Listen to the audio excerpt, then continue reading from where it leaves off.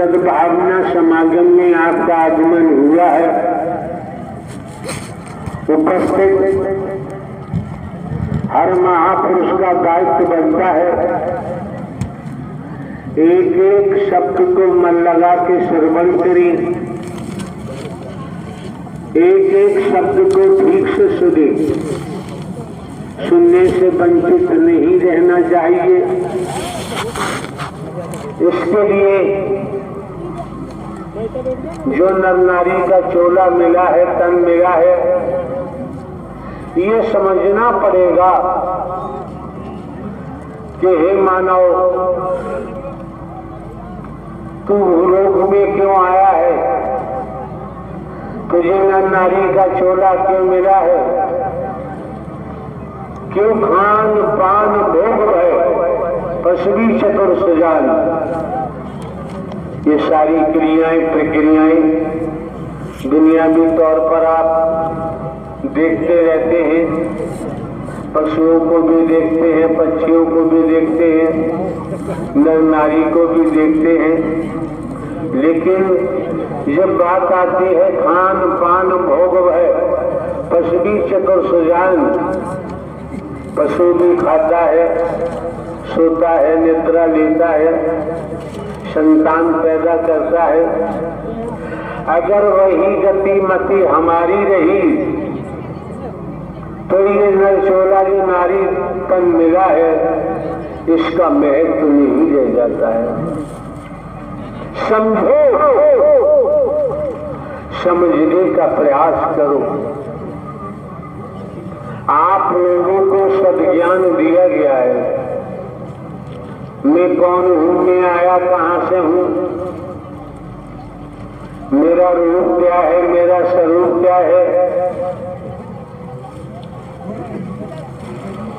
इस बात को समझना नितांत आवश्यक है।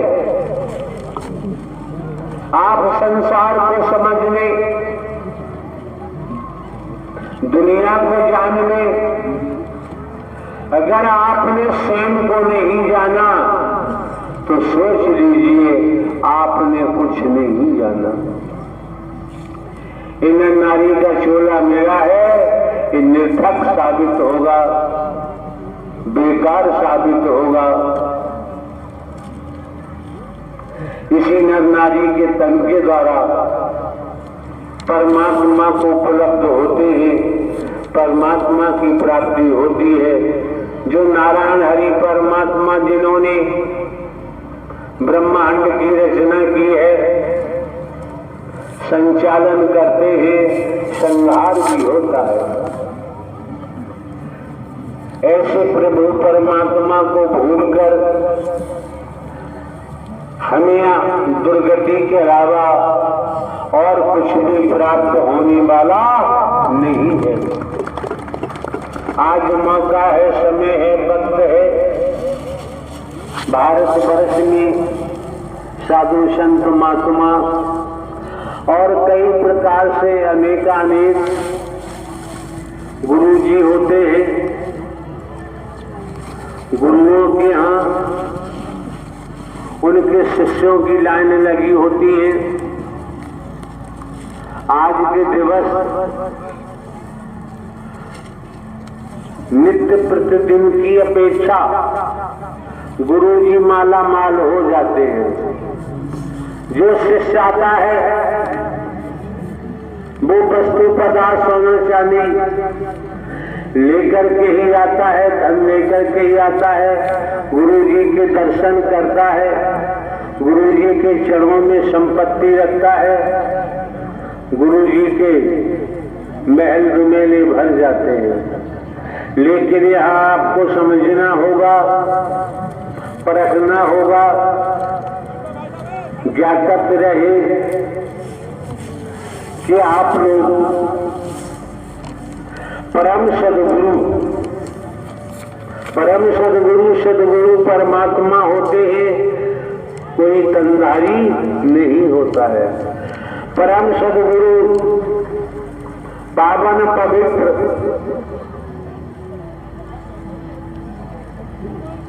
जो ये महाआयोजन महापुरुषों ने कराया है, अपना तन मन धन लगाया है,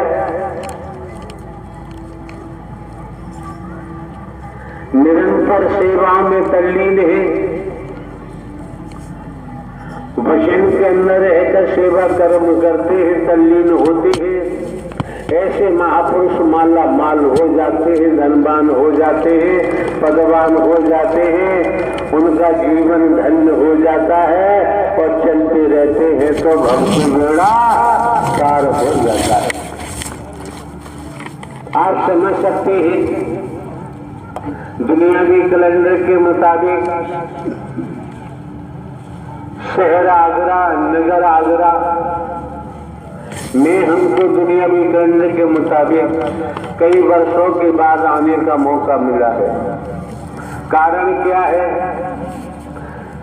20 वर्ष से हमारे द्वारा जो आप लोगों को सद्ज्ञान दिया, जो शिक्षा दी, जो संदेश आपके घरों तक पहुंचाया, निःशुल्क निस्वार्थ, भेदभाव रहित,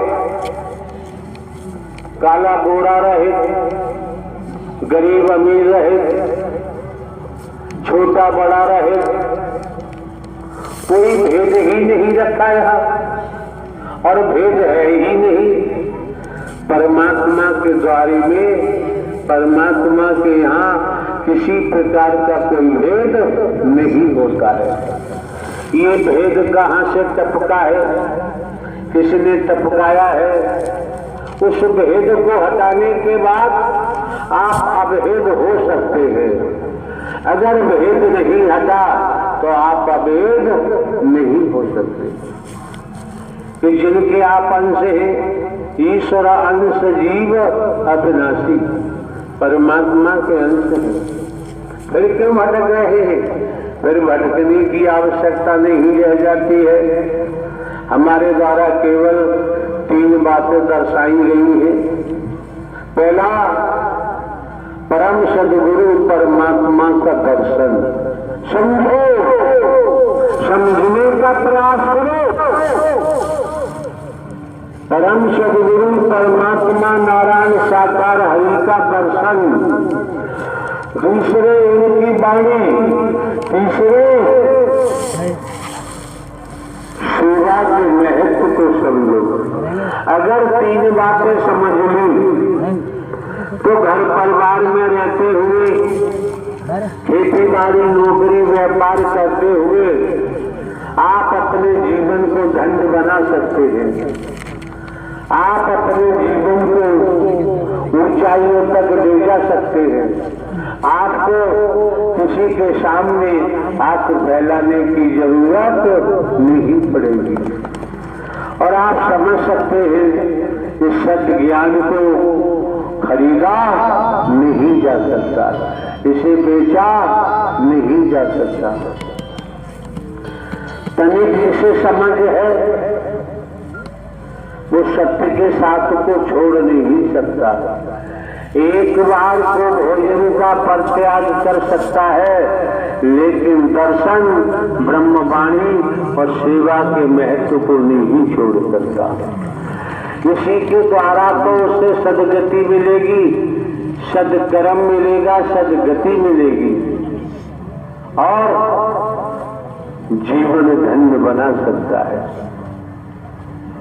ध्यान रखें, हमारे द्वारा अभी प्रवास पर रात्रि को किन्हीं महापुरुषों से चर्चा हो रही थी तो उनको हमने बताया दुनिया में कैमरे चलाने वालों की कोई कमी नहीं है। कैमरे चलते ही रहते हैं। ज्यादातर परिवारों में कैमरे होते हैं, फोटो लेते हैं, खींचते ही रहते हैं। स्पष्ट दर्शाया। तो ये बाहरी आवरण है। इस बाहरी आवरण फोटो लेकर वैज्ञानिक युग है, विज्ञान का युग है, तो नाना प्रकार से प्रदर्शित करने वालों की कोई कमी नहीं है। बड़े बड़े गजब से दिखाते हैं, दर्शाते हैं, लेकिन रात्रि उनको हमने बताया किसी डॉक्टर साहब के पास जाओगे, कोई बीमारी है, ऊपर से बीमारी की परख नहीं हो पा रही, अंदर का मामला है, तो डॉक्टर साहब ने कहा फला लैब पर जाओ और एक्सरे कराओ। एक्सरे के बाद ही समझ आएगा क्या बीमारी है अथवा नहीं। तो आप लोगों को समझ लेना चाहिए, जो बाहर का प्रदर्शन करते हैं, बाहर से धन की उगाही करते हैं, बाहर